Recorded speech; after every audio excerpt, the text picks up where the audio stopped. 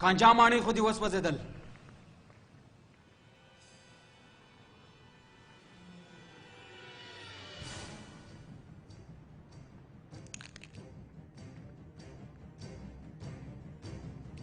اوس تر مرګ وروسته ښه فکر پر وکړه چې دا ولې وسوځېدل.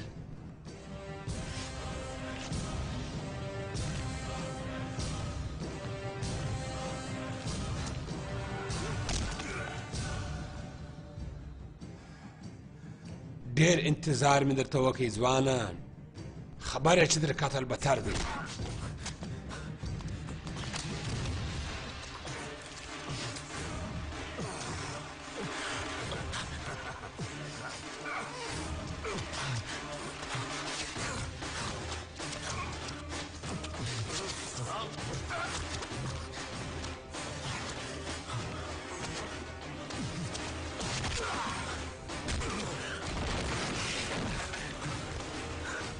او وایي زه ډېر سر ناخلاصه بې عقل یم.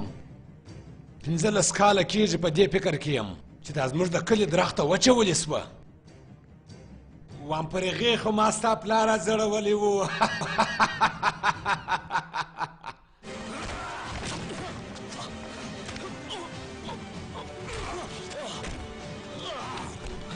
ستا د پلار څېره ستا په سترګو کې معلومیږي. ستا پلار د دې کلي رغول غوښتل او وکې نیکی راسه جوړ، خو ما بیا جوړ کړی. تو خو باید زما احسان ومنې. دا څه کوې دا څه کوې زما زویه؟ ما تا ته ویلي وه دی به دې ووایې که راپورته سو وهي دې. زما زویه ما ته پوه کړی دی.